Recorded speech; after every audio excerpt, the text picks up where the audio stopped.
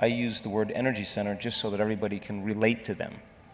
Now, I teach the blessing of the energy centers in this way because I want energy to move up a channel very freely in your nervous system. And as energy moves up that central axis of your spine, the electrical charges that are moving up down that fiber optic cable actually produce a tube of light. And that tube of light has been called the prana tube by yogis for thousands of years. And the prana tube is more light when there's more energy and a greater frequency moving up and down. Are you with me still? And everything we do, see that body over to the right? There's frequencies that are associated with each one of those energy centers. And there's nothing wrong with those energy centers. They just have to be in balance, in coherence, in order. Now, we teach this way so that the body can produce light and energy, emit more information, so that when you create and you sit down to do it, it's a natural reflex. You're priming your body this whole week for this to become more natural. And I took a ride with one of my friends from the airport, and she's having these spontaneous mystical experiences. I didn't do anything. Of course you're not doing anything. You've done enough. And when the soul is finally getting over the past, and we have people in this work that have had turbulent, abusive pasts, and the only thing they want to do is get over it. And when you get over it, all of a sudden the soul goes, boy, do I have a surprise for you. Just keep going, and I'm just going to arrange some really fun stuff.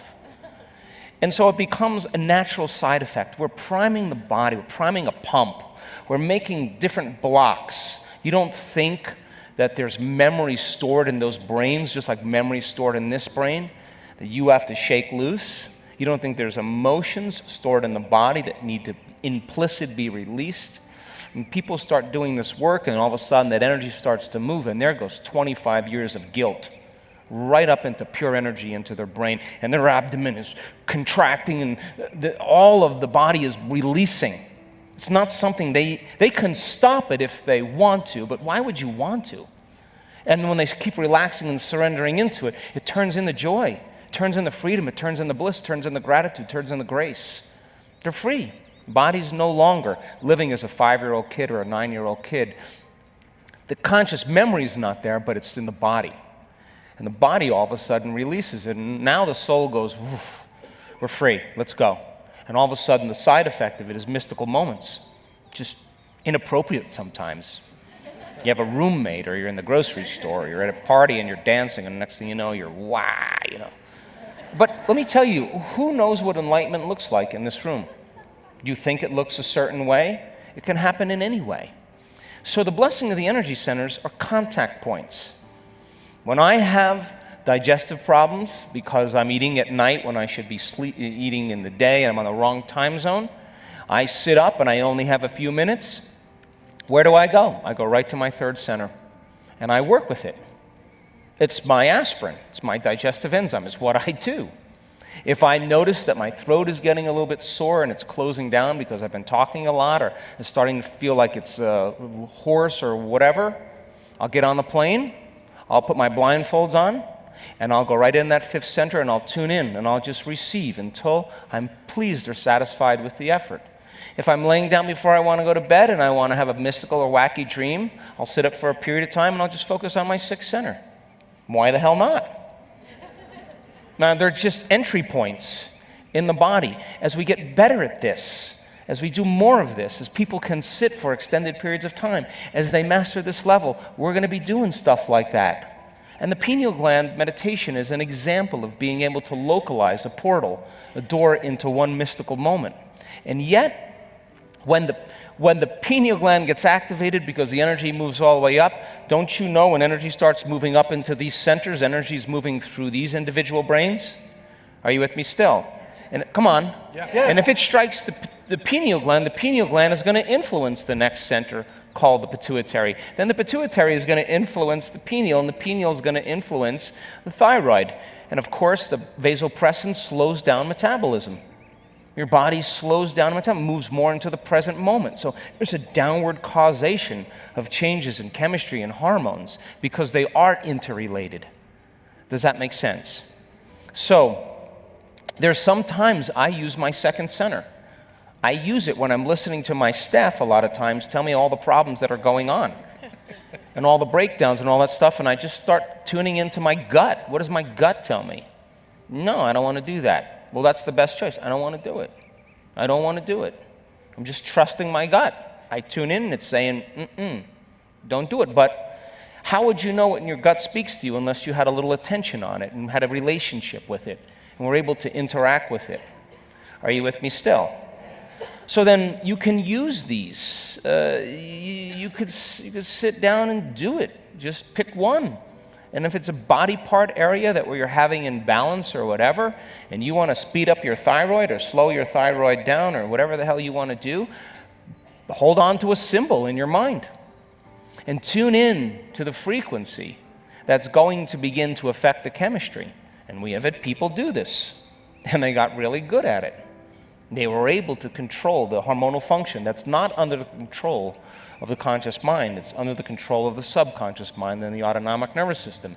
And that used to be left to yogis, people that were spiritual beings that were living in caves, and that's just not the time any longer.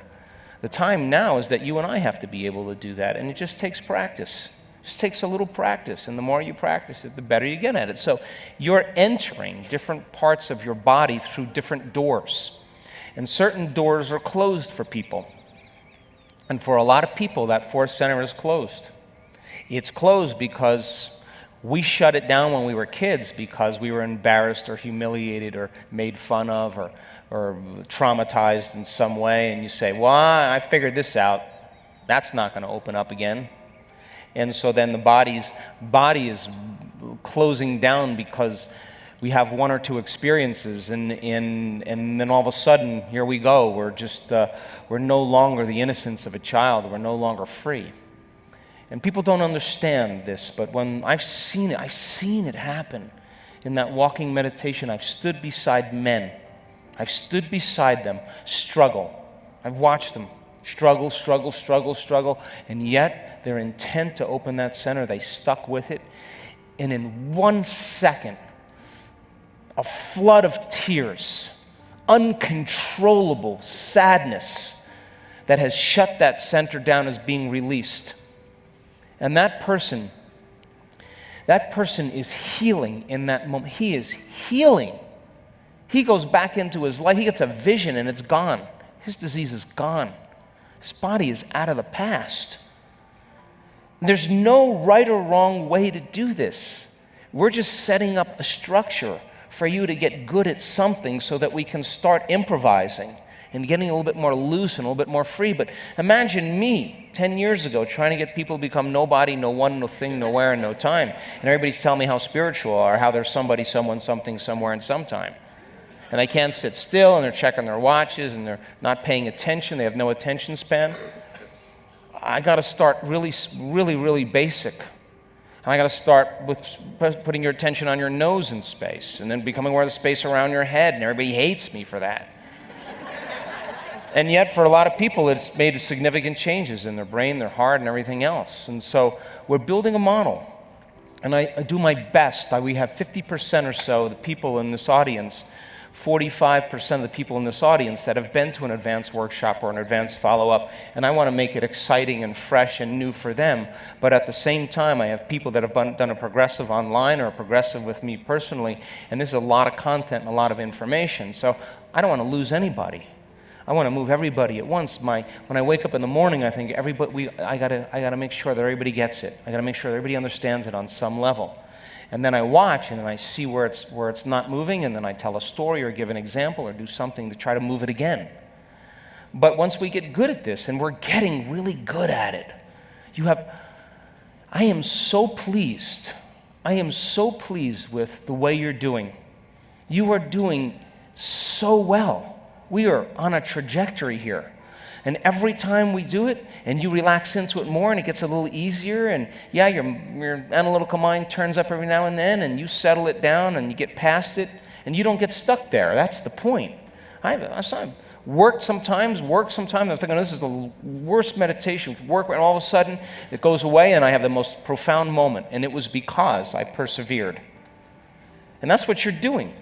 And as I said the other night, you could be falling asleep on the plane. You know how many people in this work, when they had their post-brain scan after the pineal gland meditation, closed their eyes and went out of body or went dimensional, and we just happened to capture it? They said, I just relaxed. I didn't do anything, I didn't expect anything, I just relaxed, and the fireworks happened. It could happen to you at any moment when you're half between wakefulness and sleep. And when we do the kaleidoscope and finish this day, I want to catch you somewhere between there. I want you to be theta and groggy and awake and just listening to me and opening your eyes and closing your eyes, and let's get some new information in there, new imagery in there, and just drop it in. Just keep dropping it in, and you keep thinking about it and dropping it in. Sooner or later, you're going to start having those associations and those experiences. So for me, I hit it as many ways as I can, as many ways I could think of, to bring it in so that people are not bored by redundancy in so many ways. We keep changing it up. We keep making it easier. We keep simplifying it. We keep adding new things so that people begin to discover the mystery of themselves. And that's all I really want. So play with it. And when the love gets too much, move it into your throat and express it. That's what it's there for. And then once you express it, it'll move into your pineal gland, and all of a sudden you'll start seeing things with your eyes open. But you better be ready for that. Because when you're seeing things with your eyes open, there's a very fine line between, psychosis and reality. And you just go easy there.